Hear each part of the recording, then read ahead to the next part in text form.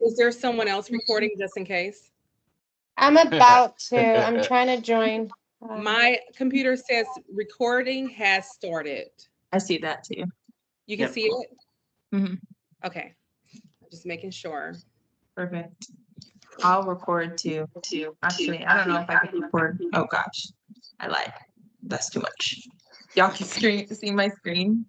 Yeah. Okay. Perfect. All right. Let me minimize y'all so I can still see you.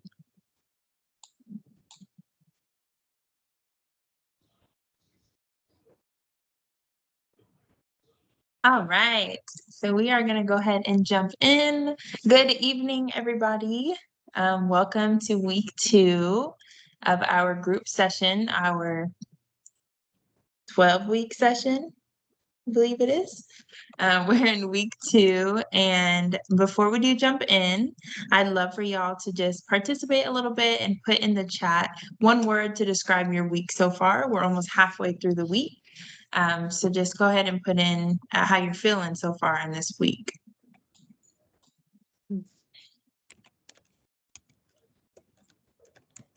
All right, we got some words coming through. Productive. Okay, Nick, it's been a productive week. I would say I agree with that, so it's great. Erica, you're feeling a little anxious. Do you want to elaborate on that? No, just overwhelmed and just trying to compartmentalize all of the different things that are happening in my life. So, work, family, kids, and then, trying to make sure that I'm not going on the wrong track again, because that can easily happen. So just trying to be cautious and cognitive of how I'm feeling. Excellent. Yeah, that's fair, and thank you for sharing that. As a group, we aim to be able to support you in these areas too. So now that you've shared that, hopefully, us, me, as well as your group members, we can kind of be there to support and see how we can lift any extra baggage off of your shoulders. So thank you for sharing that. And Marie, a little all over the place. Do you want to explain on or elaborate on that? No, I just had a weird interaction with a stranger this weekend, and I just keep replaying the scene in my head and how I could have acted differently. And yeah, so yeah, that's a hard thing, especially when the memory keeps replaying in your mind. Do you feel as if it's something that you would want to share to kind of get a second opinion on, or something you're working through right now? I mean, I can share a little bit. I was having coffee with a friend from church, and it was right after church, and we were hitting it off on Christian topics for 4 hours. Wow. And then a stranger walks up and tells us that our stance on everything is disgusting. We are trying to think of what the other D word was. But yeah, it was like something like that I just listened to her, and I said, well, which part did you find disgusting? And she said, everything. Like, it's disturbing. And to be honest, we were just talking about how good God is. And anyway. Shit threw the Bible at her. But that's the thing, is like, I was trying to be like, how would a Christian respond? And like, I handled it well. I said which part was disgusting. And then she just kept rambling and said everything and then walked away. And I know technically, like, that's what, but in my head, I didn't feel good to just take it. So it just felt like someone was dumping on me, and then she probably felt really powerful after she left. And my friend and I were like, yeah. So that's all. So it's just annoying because I'm trying to get work done, and I just keep replaying things in my head, how I'll respond in the future, I guess. I don't know. WWJD. Right. Yeah. No, that's good that you brought that up. And I think, I know this isn't a faith-based group, but, in the Bible, it does talk about vengeance is God's. And a lot of times we are just supposed to be the light, So I think you answered and responded very well. But on the other end, we're still human. We have the feelings of, dang, did they just play me? Or that was disrespectful. I should have said something back. So I think the way you're processing it is very good. And hopefully, you do have support to help process through the emotions you're feeling after that as well. Thank you. If you would have reacted, you would have justified her. Yeah, I had my coworker tell me, okay, if anyone ever goes in my office at work, there's crosses everywhere in Bibles and devotions. That's how I get through the day. I mean, that's just what I rely on. So she did let me know that she found that it was offensive, even though it was that it's in my office. And how did you manage Entitlement. that? I agree. Yeah. No, that's how I feel like I understand where you're coming from because I didn't know what to do. Mm, I was like, I didn't know how to respond. yeah. And I'm nice. I'm nice to everyone at work. Like, Mhm. but Well, a lot yeah. of people take advantage of that niceness and are entitled and then want to trample over other people. Some people just never been hit before. Right. Yeah. I agree. Yeah. That was part of it. I was like, should I have stood up when the person just like I was It's seated? in your face. But yeah, Mm. but for You did the for right you, thing. thank you. But for you, Erica, I wonder if it's just like, I mean, people are like they have a lot of feelings that they're putting on others. So it's like it's offensive that you have a cross. It's like you mean you're offended because you're loaded, and so you need to work with your triggers because this is like the best country ever, and Yeah. we can worship who we worship. The cross Um, is literally in my office. Yeah, exactly. It's like in my office. Yeah.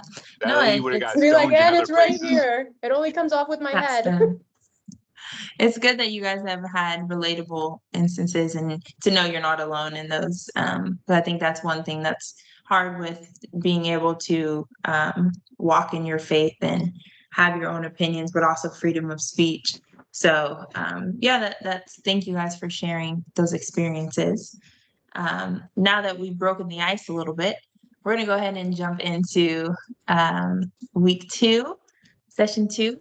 And today we're going to talk about, well, first, let me introduce myself. My name is Tia McLean. I am going to be a leader today, and I have my co-leader, Nick. Nick, is it Raven? Yeah, Raven. Raven. Nick Raven. Hello, Nick. Hello. Perfect. So we're going to go ahead and jump in. Our first slide is going to be talking about Stimulants 101. That is going to be our discussion today. We will talk about the effects that stimulants have. We'll discuss the effects it has on your sleep, craving patterns, the effect that it has on your mood, and then harm reduction and what that looks like. Okay. All right. So what are stimulants? Now, stimulants are substances that increase activity in the brain and body, and they can make people feel more awake, energized, focused, or confident. They actually work mainly by increasing the dopamine, which is the brain's reward chemical. So they can really feel powerful in the moment. Over time, the brain actually starts to rely on that outside source of dopamine, which can make it harder to feel motivated or really okay without it. So now that you know kind of a little bit about what are stimulants, what comes to mind when you hear the word stimulants? Nicotine. Energy Nicotine. drinks. Energy drinks. That's a good one. Yeah, caffeine. Caffeine. Yeah, that's good. Yeah, those are all the examples I had. I even had amphetamines like Adderall as well. Yeah, that's good. Okay, now short-term versus long-term effects. So in the short term, stimulants they can feel helpful, bring more energy. Like we said, caffeine, nicotine, they can bring more confidence and make you feel like you're focusing more as well. That's part of what the reinforcement or reinforcers use. But over time, the effects often flip. So the brain becomes overstimulated, sleep gets disrupted, the mood becomes harder to really regulate. So what starts as something that helps can slowly become something that the body depends on just to feel normal. And that's typically how addiction happens. So when knowing that there is a short-term and a long-term effect on stimulants, what kind of stands out to you guys? Or what have you noticed personally or observed? Normally, if I'm taking something along those lines, and I normally suffer from anxiety over time, or When you're not taking them? when I'm taking it for a long time and then I get off of it. So I have anxiety and then like issues with my heart. I mean, I'm in my head. And So when heart. Overthinking and wake heart. up, like when I mean up, very aware. I'm like, Mhm. Up. so it is like a, I mean, these things are drugs as well, like some of the stimulants. So hard for me. So what happens, like for example, caffeine, then I go back on it, even though it's not a drug per se, Mhm. but I'm like, I need my caffeine.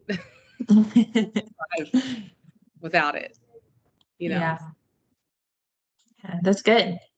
It's good. Oh, And I'm also, it addicted to seems caffeine. you're addicted to caffeine. I think I am as well. and that's good to notice that because I think as sometimes we think that um, stimulants is just amphetamine or methamphetamine or just, we can only be addicted to things that are not necessarily terrible like caffeine or nicotine. But it's one of those like what does my body really act like with it and without it? Without it, am I starting to crave it a lot more? If I don't have it, how am I affected? Which we'll kind of get into the craving cycle as well. So thank you guys for sharing that. Also, the short term seems positive. Like, I want energy, I want confidence, I want focus.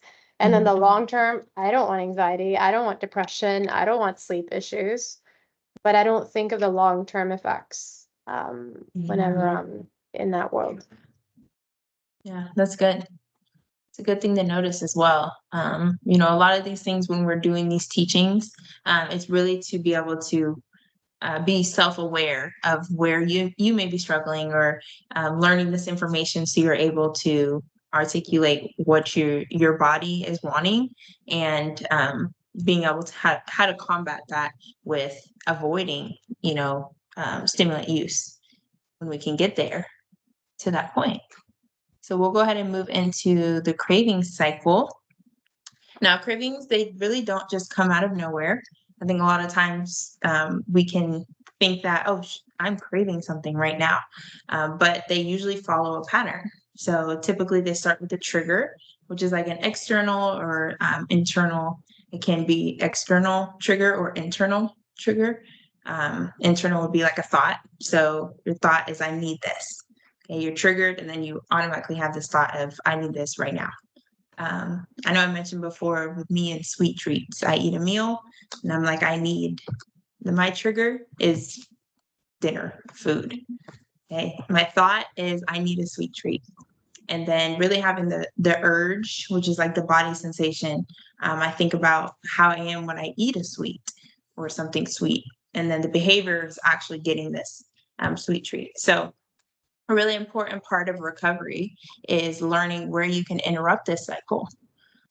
So, if someone feels stressed and triggered, that is a trigger. That is typically it can be an internal or external trigger.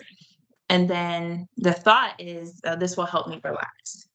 Okay. So I know we talked about caffeine, we talked about nicotine.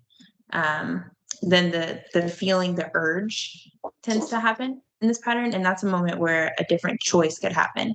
So that's how we can break the pattern is realizing what the trigger is. And then the thought comes up, but breaking the pattern by not giving in to the urge and the behavior. So does anyone have any personal examples of where they've noticed that, they may have been triggered with something with stress from work or a breakup or anything that could have set them over the edge of being triggered? And the thought is, I need to relax. So I need to take this Adderall, or I need to do my work. So I'm stressed because I have a lot of schoolwork. So I need to take this Adderall to be able to stay up. Have you guys experienced any of that?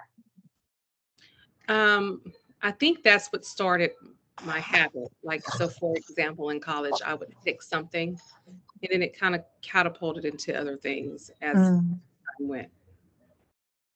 Yeah. Yeah, that makes sense. It's typically that one thing that could trigger it and not noticing it, and then it's a habit because it's like, oh, I stayed up, I got a lot more work done because I did this, this, and this, and then it's a pattern. Anybody else want to share? I would say that mine was just like trying to keep up with my friends, like my peers, and like they would go out all the time, and like I would too. But I guess my life was like, I don't know. Instead of going to sleep when I should have, I would take like something to just kind of be a pick me up, so I could like hang for the rest of the night with them, you know. Mm, yeah. So a trigger for me, I guess, would just be like the fear of missing out. Like, what if I do decide to call it a night and then my friends like get to go out and like party and experience Mm, things, you know? So that was for yeah. me. And do you feel like that's something that you still experience now, or was that kind of more of that season of? Yeah, from time to time for sure. Like I've noticed that like I'm grateful for my responsibilities. It's good to have them for sure. Mhm. And I'm like counting my blessings, but then I do see like social media, especially, which is what I've been trying my best to kind of stay away from, because that's what ultimately leads me to hanging out with my friends. Is like I notice Mm, they have plans, and then I want to make plans, and then I know that by the time they schedule something, I'm already tired, but they're like just getting ready to start their night. So mm, I would say it's as relevant as I make it. As long as I'm engaging in the trigger, which is social media, then I'm also engaging in the stimulant use. So yeah. That's a great example that you brought Mhm. up, social media, yeah.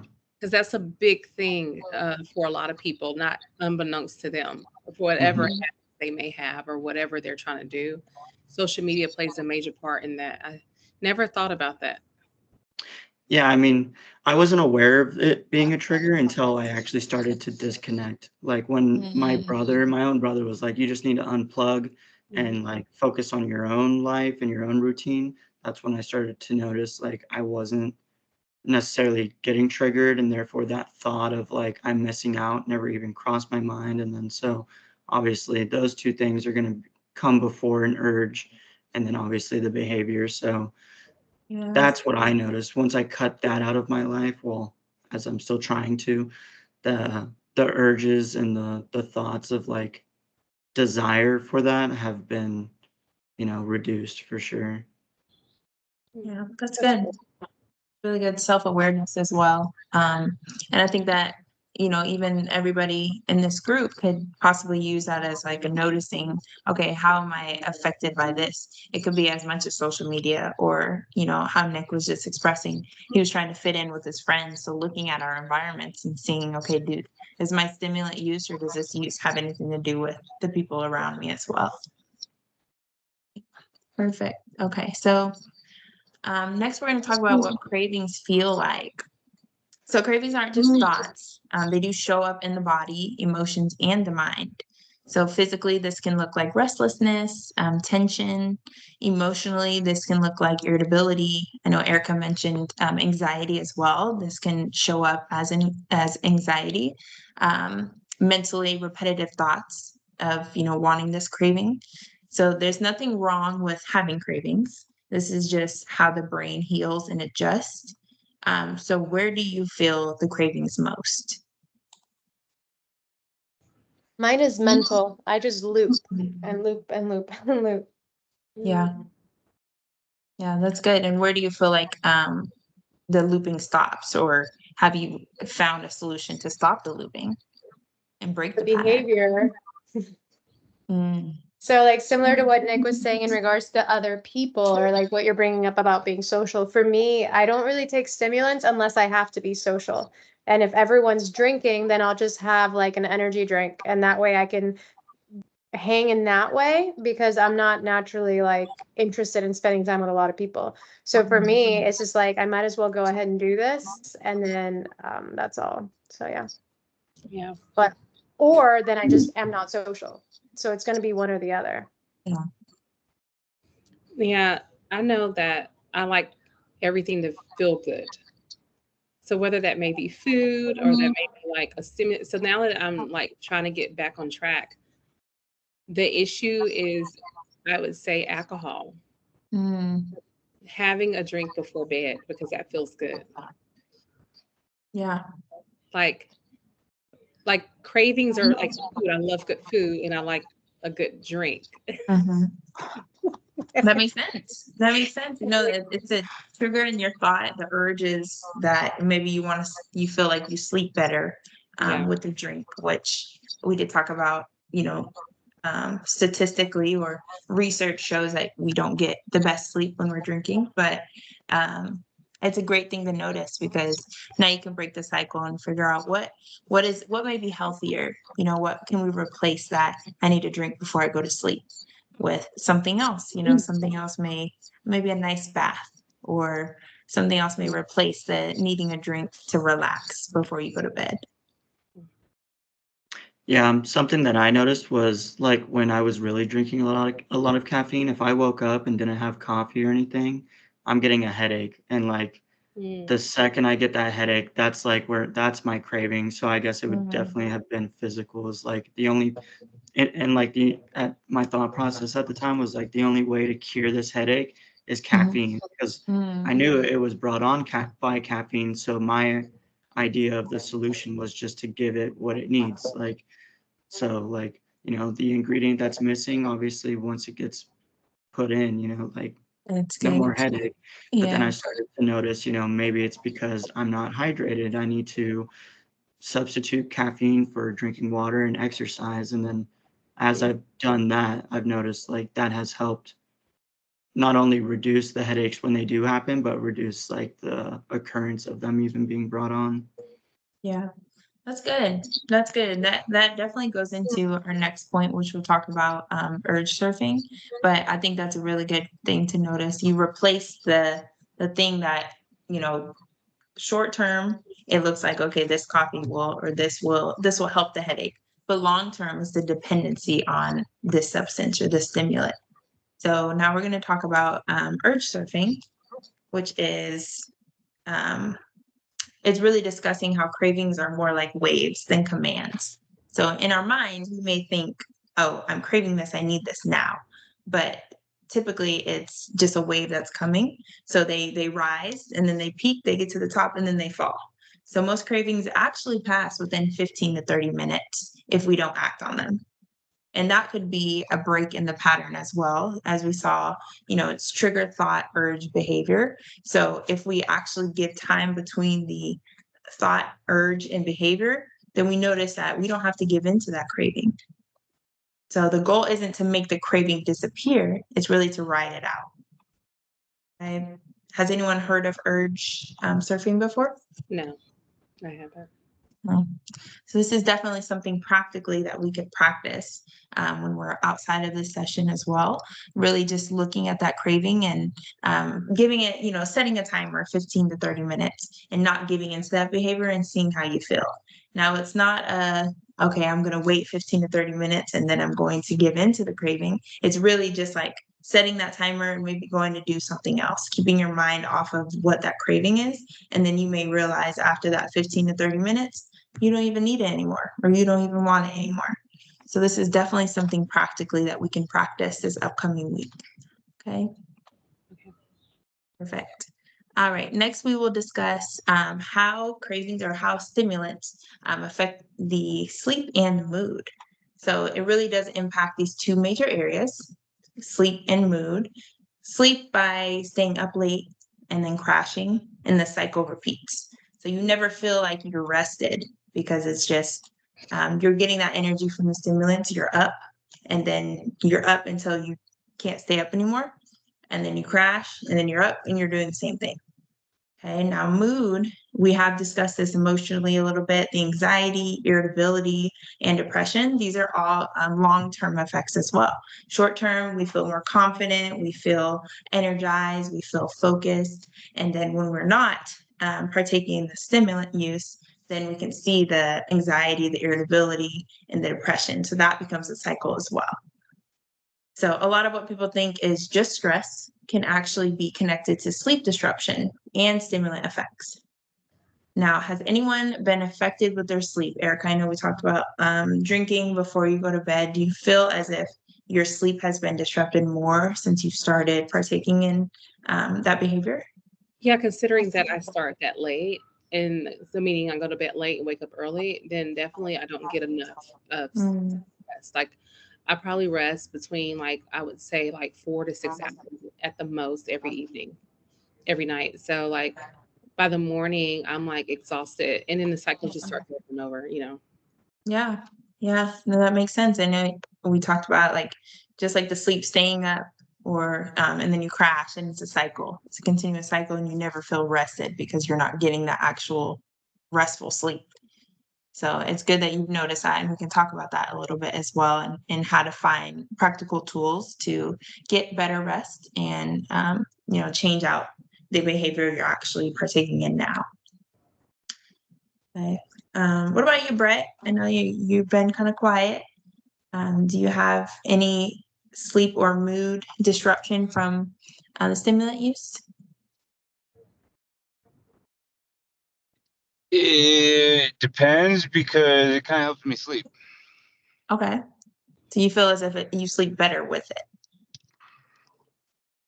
Yeah, I could drink some coffee and go to bed. Interesting. Okay. The And you same feel like thing it's happens to me. I feel like coffee's really like a warm hug. Mm, that's a great way. You want to know what that's from? yeah. Tell It's us. from your ADHD. Oh, That's a good way to describe it. wow. Okay, so coffee is more of a nighttime, almost medicine-like if it puts you to sleep. It helps your brain focus, so it's not everywhere. So when you want to go to bed, you're able to actually sleep and not just think of everything. So do you feel like it's something that you're dependent on to get a good night's rest? No, but I'm definitely dependent on it to make it through the day. Okay. So it helps you make it through the day, but it also puts you to sleep at that point when you're ready to go to bed. It's like a warm hug throughout the day. That's good. That's good. And that's interesting. And it also shows that stimulants can have different effects on different people. But it's good to know, what your balance is of caffeine and, how often you may drink caffeine and if you're starting to become dependent on it. So I thank you for sharing that, Brett, because not a lot of people can say the same thing about not being dependent on it and that it can put them to sleep. It helps a lot. Yeah.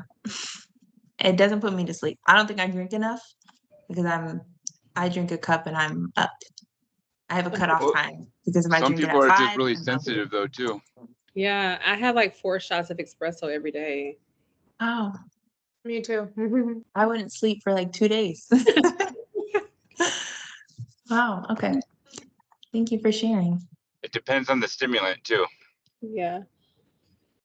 As in caffeine? Ooh, I mean, if I do some meth, I'll stay up all night. Yes. So you're That's fair. for like 2 That's days. fair. You will be up for 2-3 days Eh, Yeah. eh. like this. Not that. Okay, so now we're going to move into harm reduction, and we are about wrapping up this PowerPoint. So harm reduction is actually a set of practical strategies designed to reduce the negative physical and social consequences of behaviors like drug use without requiring abstaining from the use. Okay, so recovery looks different for everyone, and harm reduction focuses on the safety and the small steps. So, for example, needle and syringe exchange programs, really focusing on people hydrating and eating, and then avoiding mixing substances. So this isn't about encouraging use, but it is about reducing the risk while people move toward change. Now, what really helps you guys take care of yourself? Being on a routine. I have to have a schedule and I have to have a routine. That's And good. like, for example, wake up in the morning, start working out, have a cup of coffee, just like a routine and some meditating, prayer, like that, a That's schedule. good. It's good to notice that. Yeah. You feel when you're I was off your talking to my schedule doctor. after. Go ahead. I was going to say, I was talking to my doctor and about the effects that stimulants have on your heart. And I was telling her that my heart is a lot more appreciative of me doing coffee than it is meth. And that's a great alternative. That's a Mm, great alternative. We talked about, exchanging yeah. alcohol for a bubble bath, but even exchanging caffeine for meth, I think that is a great exchange as well. I know I'm the therapist, but I don't know. My So I should mom, get rid of the caffeine and do meth? no. No, what I am saying is the caffeine is a great alternative. Oh, okay. I I thought you meant the other way around. No, I think your doctor is correct on that. But it's good to notice. I think that as recovery, like going through recovery, it's good to notice what can be swapped out. Like meth has a lot more what's the word I'm looking for?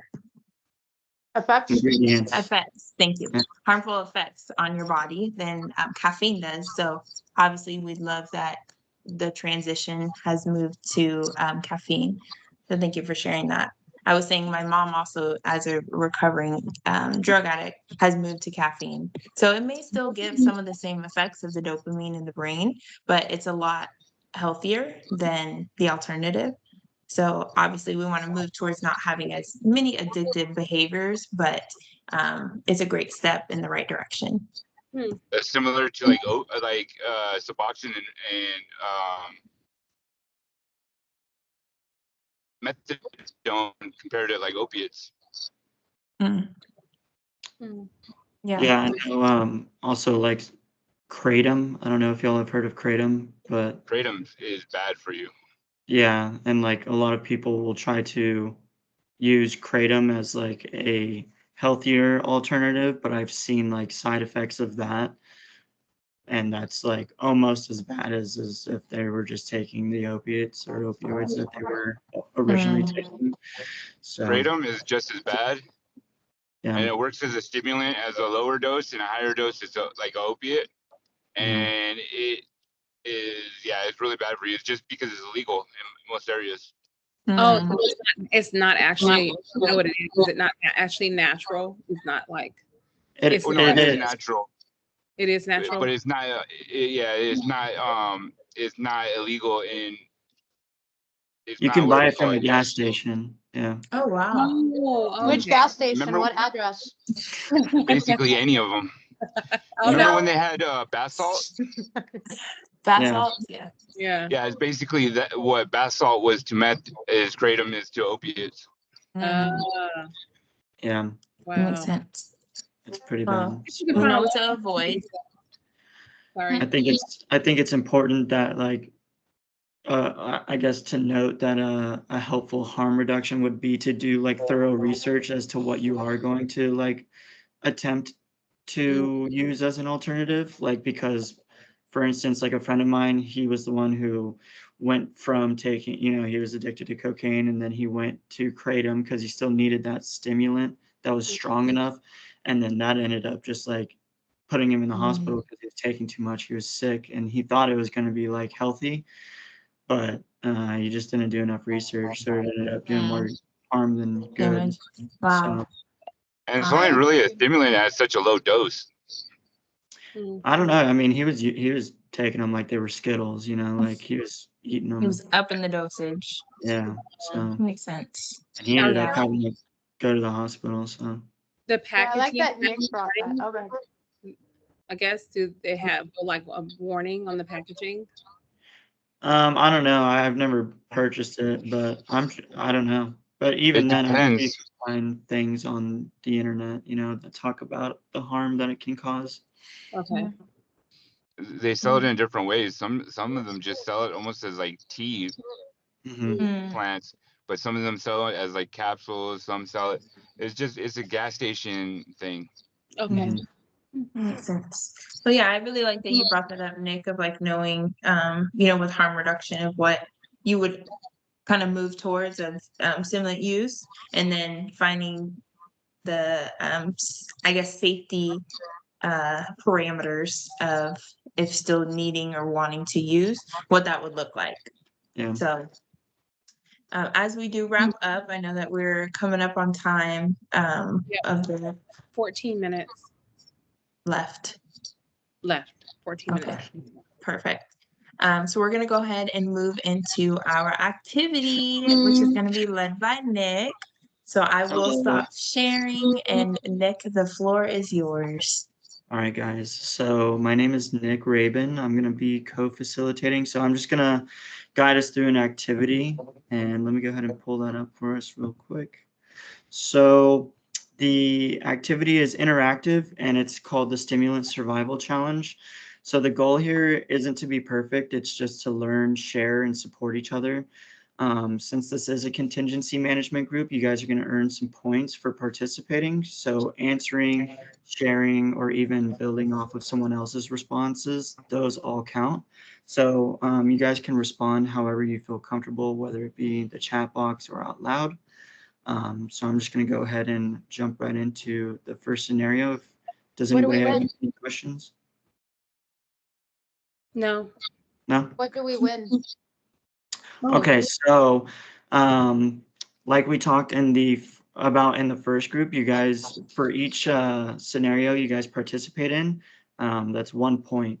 And then at the end, you have a chance to have your name pulled in a raffle for either a $25 gift card to Starbucks or a $25 Amazon gift card. And then you guys can decide, depending on how many points you have, how many points you would want to put into each prize. And then that's how many, I guess, like chances you'll have of getting your name for that gift. Does that sound good? Yes, I'm gonna win. So scenario 1, this one's called effects awareness. So imagine you've been using stimulants and haven't slept for about 36 hours. What are 1 or 2 effects you might notice in your body or your mood? My heart racing Mm-hmm. and anxiety. Yeah. Getting the shakes. It's good. Yeah. I'd say paranoia. Like, Yeah. I'm paranoid. Mm-hmm. Irritable. And these all are like relating back to what you were saying, Tia, how there's like emotional, mental, and physical side effects that we're likely to experience from the long-term use of stimulants. So once again, things like anxiety, irritability, and even paranoia or trouble focusing, these are all things that like we can expect after, consistent stimulant use and having stayed up for hours on end, like this scenario says, 36 hours. So that combination of stimulant use and lack of sleep can really intensify those effects. So that's also important to note. So good stuff. Give yourself a point if you guys shared, and then we'll go ahead and go into scenario 2. So this one is the cravings trigger check. So you suddenly feel a strong craving and it kind of hits you out of nowhere. What's one possible trigger that could be causing that craving? Other people. Okay. I was gonna say that. So would you say other people as in like they are doing the thing that's causing you to get triggered, or do you think that they did something negative towards you that may have triggered you to want to, I guess, use a stimulant to feel better? Socializing. Yeah, just being around them. Yeah. Yep, that kind of goes back to what I was saying earlier, how I struggled with FOMO, fear of missing out, and it was just to stay awake. So I noticed that was a trigger. Anybody else? Places. Mm-hmm. Places. That's a good one. Yeah. The environments. Yeah. Deadlines. Big one. Deadlines. Okay. So maybe People, places, and things. yeah.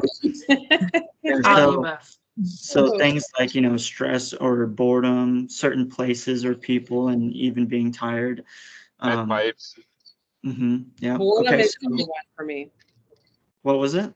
I can't be bored. Boredom is number 1. Yeah. For sure.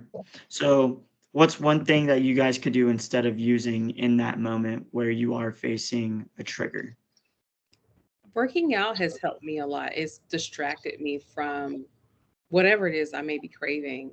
Mhm. That's like a distraction, just going and doing a quick walk or run, just like Yeah. working out. Yeah. Yeah, that's good because I've also noticed, exercise, in order to get at least a good exercise, it does take, upwards to 30 minutes at least. And that's going back to what Tia was saying about, urge surfing. The urges usually last between 15 to 30 minutes. So even if you go for a quick walk or a run or whatever it might be, usually our exercises are going to take up about the same amount of time that urge is going to last. So I would definitely encourage, some sort of activity that's going to last about the same amount of time that the urge would, so exercise is a great one, Erica. Yeah. Anything else you guys can think about? I would even say like speaking it out loud to supportive environment or supportive friends around you too, so it's not just a mental thing of keeping it in your head. Yeah. Yeah, that's a huge thing, right? Is like being communicative about our urges and like ensuring that we surround ourselves with people who understand those urges and who want to, help us surf through them. So Yeah. that's definitely a big one. Awesome. All right, so go ahead and give yourself a point if you shared during that scenario. So we're on the third one. So this one's going to be about sleep and recovery. So after your stimulant use, your sleep schedule is completely off. So what's one small realistic step you can take to improve your sleep tonight? You know, to Set an actually, alarm. yeah, or actually like start the process of getting in the bed. What helps me a lot? I know this is so sad. What makes me wind down is reading. Makes me sleepy. Yeah, yeah. Yeah.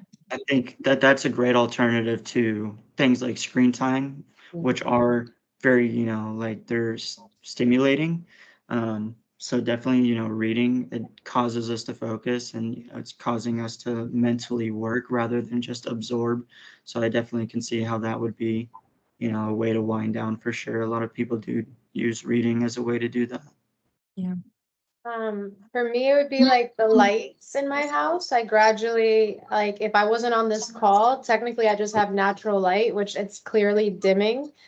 Sometimes I put on my rope lights or salt lamps, but generally, like, my light bulbs in my ceiling are turned off. And then Yeah. also the temperature in my house is set to drop at a certain time. Mhm. So then just having it cooler and darker, about an hour or two before or throughout. Yeah, yeah, that's actually a really good point you made about the temperature because there is science that goes into that, and usually, well, in order for us to fall asleep, our brain does have to drop a certain amount of degrees before we actually do fall asleep. So that's definitely a big one. Mhm. So how many points do I get for that? But Half a point. Next, awesome, We have 5 minutes. good stuff. All right, so we'll go ahead and we'll run through these. So scenario 4 is mood crash. So the crash hits and you're feeling low, irritable, and maybe even depressed. What's a healthier way to cope with that?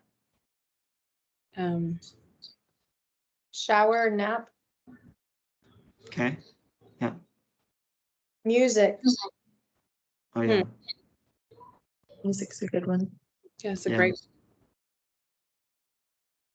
And I would say even maybe uplifting music, because there is that depressing type of music that can maybe become a trigger or, lead to things. So maybe having like a set playlist that's like titled, Happy Days or something, So that was a good one for sure. And then we'll go ahead and jump into scenario 5. So this is the last one, and it's based on harm reduction. So if someone is going to use a stimulant, what's one way they can reduce harm? Um, Keep it clean, like very straightforward. Mhm. That's natural. Yeah. Yeah, Staying hydrated, eating. Ah, yeah. And then like also I've heard before, like knowing your source, like knowing where you're getting your stimulants and that's a great under- one. yeah, understanding that they're not, mixed with any other substances. So That's kind of what I meant when I said clean. Yeah. Mm. Mhm. Awesome. Right on. Yeah. So you guys go ahead and give yourself a point for that, and then we'll go ahead and tally these up, and then we will do the drawing at the start of next week. So thank you for your participation, and I hope that the activity kept you guys engaged, and hopefully we were able to reflect on a lot of what Tia spoke about in the beginning part of this meeting. So good job. Thank you. Yes, great job, guys. I'm proud of you guys for coming. And like Nick said, we will do the reward system starting next week. We did track your guys' points as well. I know you're writing them down. So thank you guys for participating. Does anyone have any questions as we wrap up? No. Do we have any homework? Oh yeah, do we? Yeah, homework would be practicing urge surfing. So anytime that you think of the craving that you're experiencing, I do want to challenge you guys to set that timer at 15, 30 minutes, go clean, go do something that you enjoy, listen to music, and then really just focus on how you feel after that. And then, yeah, next week you can come back and let me know what you guys experienced, if it was hard, if it actually helped. That'll be a great activity to do. Yeah. All right. You guys have a great evening. Thank you. I'm gonna stop recording as well. Okay, and I will stop recording as well. Oh, I pray they have audio.